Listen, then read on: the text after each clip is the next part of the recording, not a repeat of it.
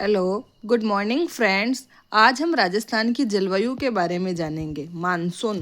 Monsoon एक अरबी भाषा के मौसम शब्द से बना है जिसका अर्थ है पवनों की दिशा।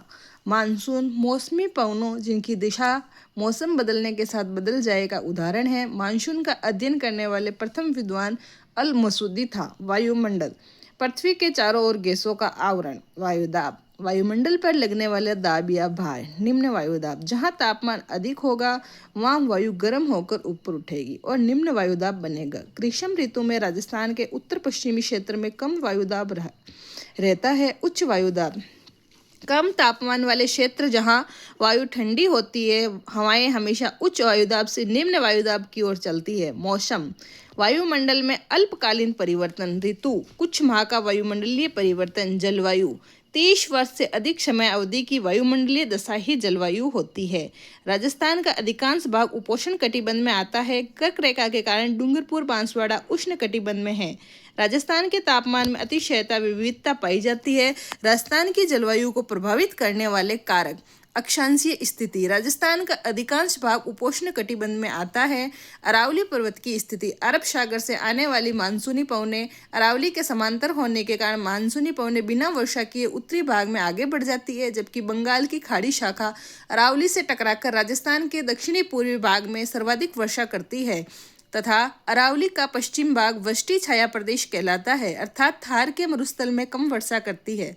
समुद्र तल से दूरी। राजस्थान से अरब सागर की दूरी 400 किलोमीटर। राजस्थान से कच्छ की खाड़ी की दूरी 225 किलोमीटर। राजस्थान से खंबात की खाड़ी 275 किलोमीटर और राजस्थान से बंगाल की खाड़ी 2900 किलोमीटर है। राजस्थान की समुद्र तट से अधिक दूरी होने के कारण यहाँ की जलवायु महाद्वीपीय प्रकार की, अर्थात राजस्थान की जलवायु पर समुद्र की समकारी जलवायु का प्रभाव नहीं पड़ता। मरुस्थल व पवनों की दिशा। राजस्थान के पश्चिमी भाग में थार का मरुस्थल है जो गर्मियों में अधिक गर्म व सर्दियों में अधिक ठंडा रहता है। समुद्र तल से ऊंचाई। राजस्थान का अधिकांश भाग समुद्र तल से 370 मीटर से भी कम ऊंचा है। धरातल से 165 मीटर की ऊंचाई पर जाने पर 1 सेंटीग्रेड तापमान में कमी व 32 मीटर नीचे आने पर 1 सेंटीग्रेड तापमान बढ़ता है।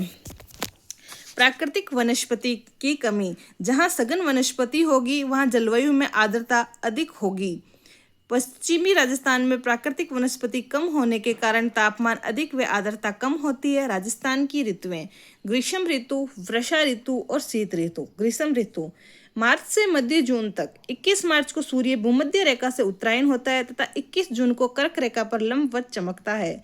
21 जून को राजस्थान में सबसे गर्म दिन, सबसे बड़ा दिन व सबसे छोटी रात होती है। इस दिन परछाई नहीं बनती, इसलिए इसे नो शैडो जोन कहते हैं। 22 दिसंबर को सूर्य की किरणें मकर रेखा पर सीधी पड़ती है। इस दिन राजस्थान में सबसे लंबी रात व सबसे ठंडा दिन होता है। राजस्थान का सबसे गर्म महीना जून, सबसे ठंडा महीना जनवरी। गर्म जिला चूरू और ठंडा जिला भी चूरू है। सबसे गर्म स्थान फलोदी, सबसे ठंडा स्थान माउंट आबू है।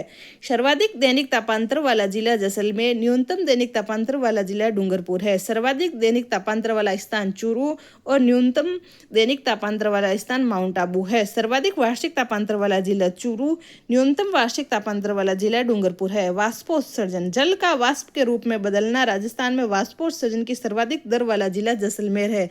वाष्पोत्सर्जन की न्यूनतम दर वाला जिला डूंगरपुर है। लू। गर्मियों में चलने वाली गर्म व शुष्क हवा। बबूलिया। वायु के भंवर, चक्रवात या समवैनी हवाएं गर्म होकर हवा का ऊपर उठना जो चक्राकार हो जाती है। पूर्वा या पूर्वाई।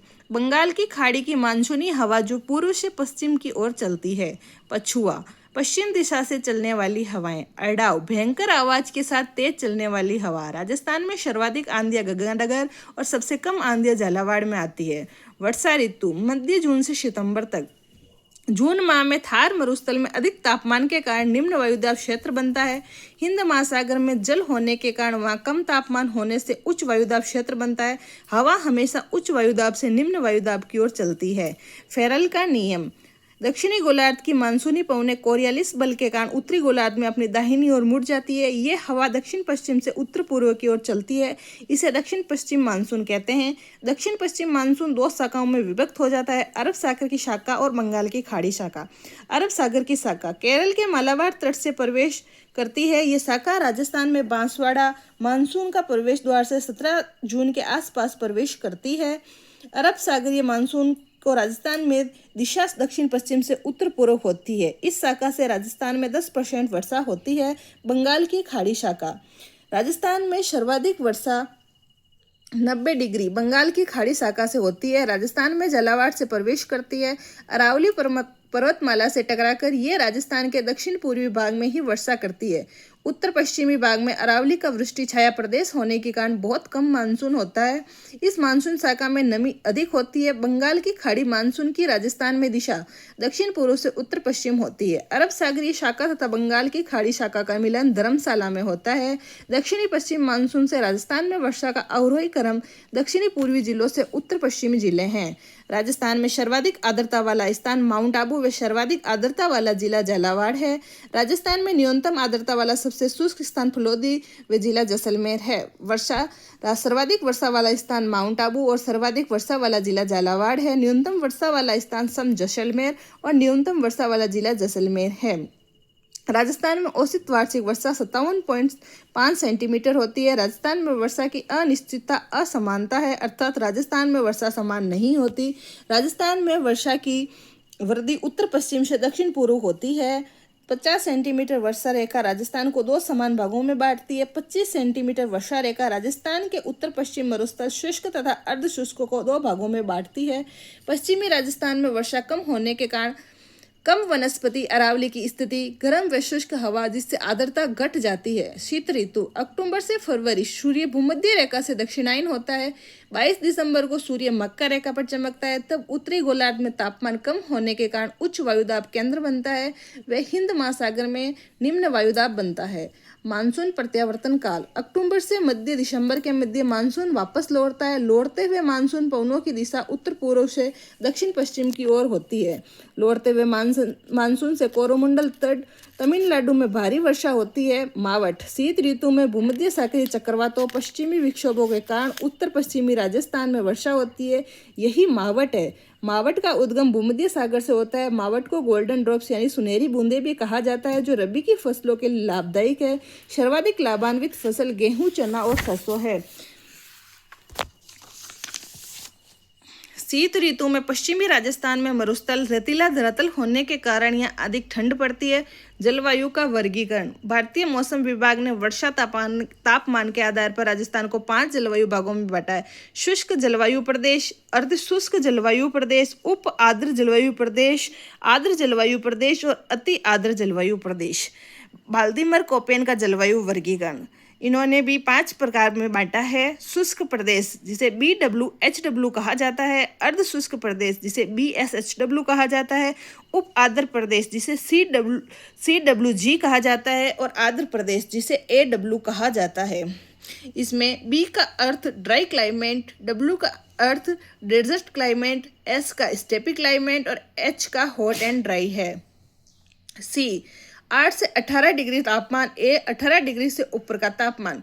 कोपेन वर्गीकरण के अनुसार राजस्थान का सर्वाधिक क्षेत्र BSHW जलवायु प्रदेश के अंतर्गत आता है। थॉर्नवेट का वर्गीकरण का आधार वर्षा व तापमान है। उष्ण मरुस्थलीय EAD, अर्ध मरुस्थलीय DBW, उष्ण आर्द्र DAW।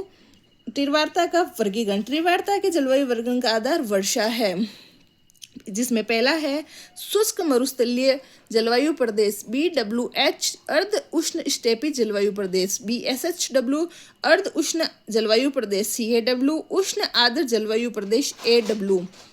राजस्थान में वर्षा ऋतु में अधिक आर्द्रता होती है। जुलाई माह से 997 मिलीबार की समदाब रेखा बीकानेर जैसलमेर से 998 मिलीबार रेखा बाड़मेर नागौर चूरू से और 999 मिलीबार रेखा जालोर ब्यावर पाली अजमेर टोंक से सवाई माधोपुर जिलों से तथा 1000 मिलीबार की समदाब रेखा सिरोही उदयपुर प्रतापगढ़ झालावाड़ से गुजरती है। Thank you, goodbye friends. कल हम राजस्थान की मिट्टियों के बारे में अध्ययन करेंगे।